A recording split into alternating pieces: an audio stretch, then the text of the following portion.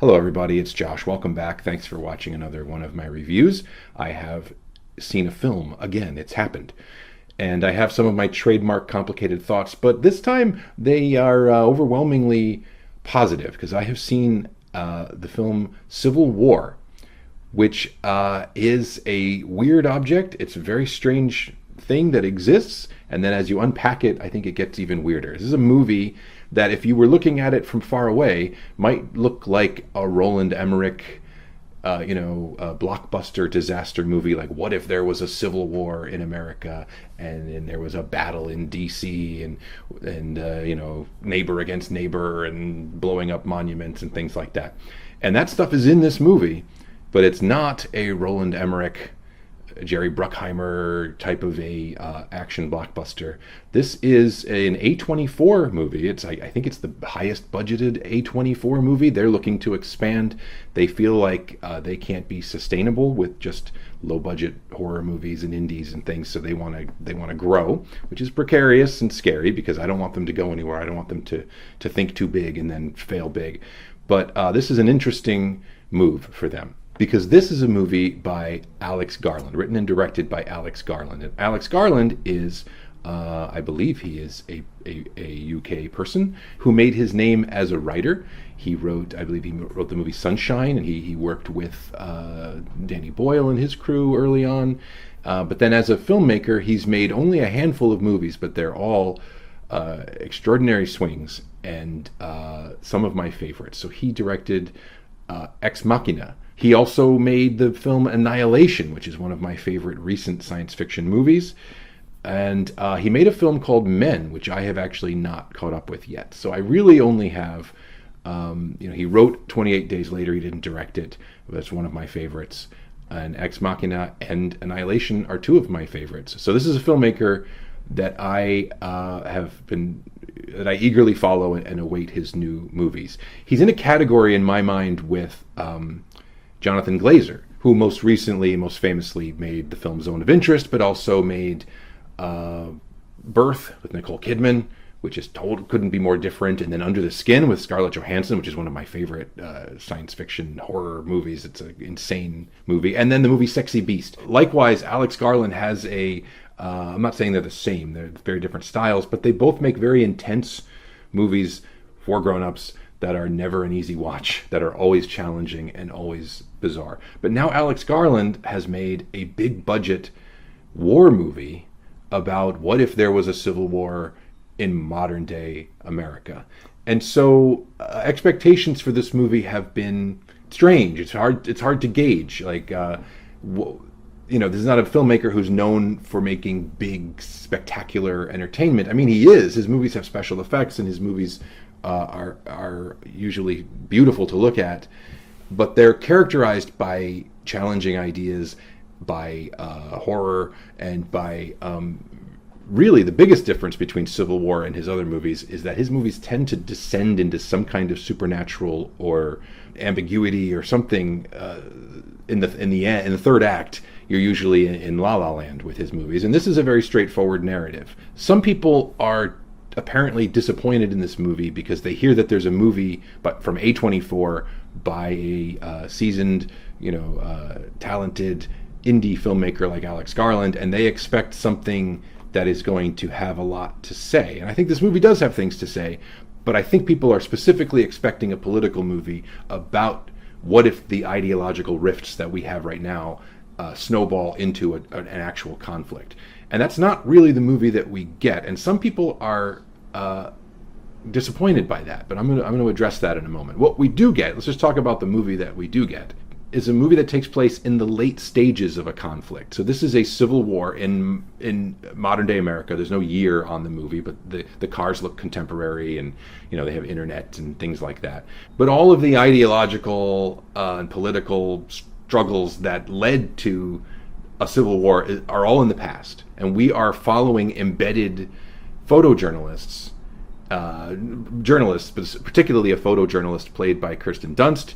She's with a couple of reporters played by Wagner Moura and Stephen McKinley Henderson, who's a character actor that you would recognize. He's great. And also a young greenhorn played by Kaylee Spaney, I think is how you say her name. She was in Priscilla last year. And you're following this band of journalists trying to get to Charlottesville, North Carolina is the front line, and the Western Forces, which is a coalition of Texas, California, and Florida, are making their final move to push in and take D.C. and depose a president who has granted himself a third term, who has disbanded the FBI, who is basically a tyrant played by Nick Offerman.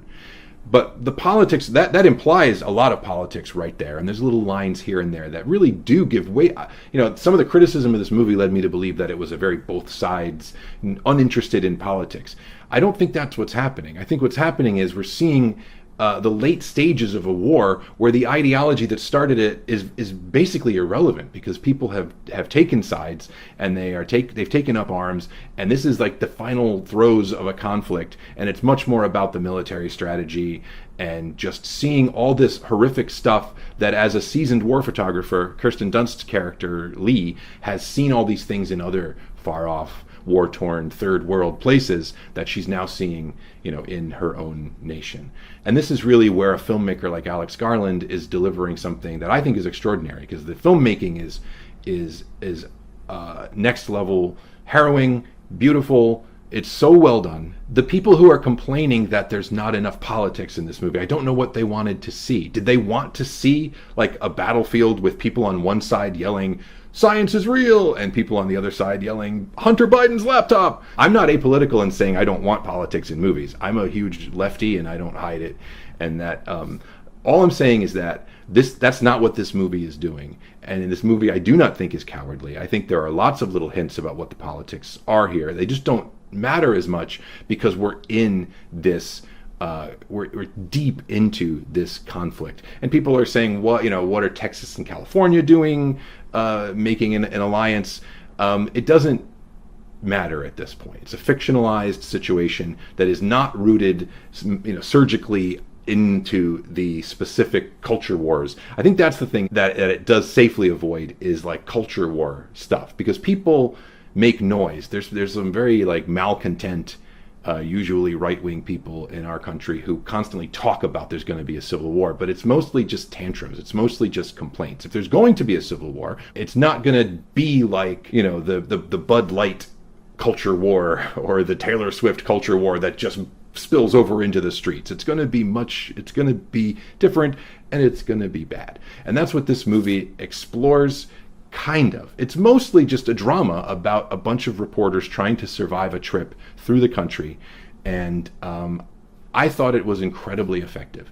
Harrowing. There are some images. Alex Garland movies always have beautiful images and grisly images, and often in the same frame. Like this movie is beautiful, and I don't think this is my new favorite Alex Garland movie. I just want to say, I have very complicated thoughts here. I'm always wishing that movies were a little more.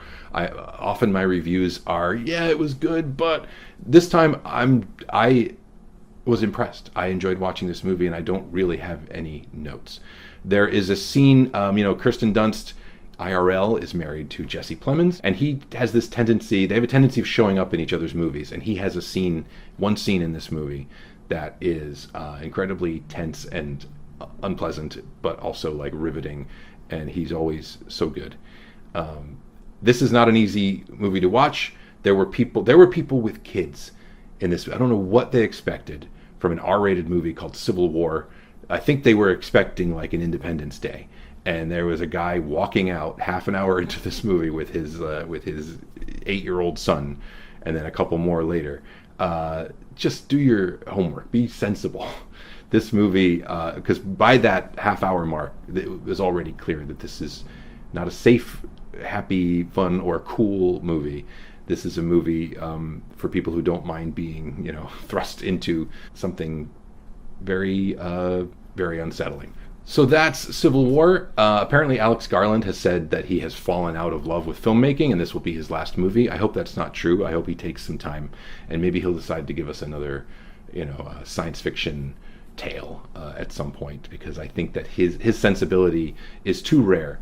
Movies of this kind of scope and size, but made for adults, made apart from any intellectual property, apart from any kind of crowd pleasing, is rare. So we need things like this. And I'm rooting for A24. I'm rooting for Alex Garland.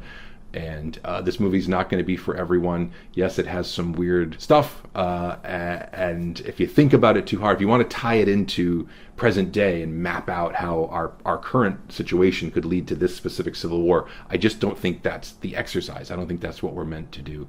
It is the movie that it is, and I really liked it. Thank you for watching. You can support me on Patreon or be a member here on the channel, or you can just watch and like and share whatever you want to do. Thanks so much for being here. I just shook the camera. I don't care. I'm jubilant. I'm living life today. I'm really not. It's like 6 a.m. That's the only time I have to record these things. But I'm going to go get ready for work, and then I will see you again soon for some more fun stuff. Josh out.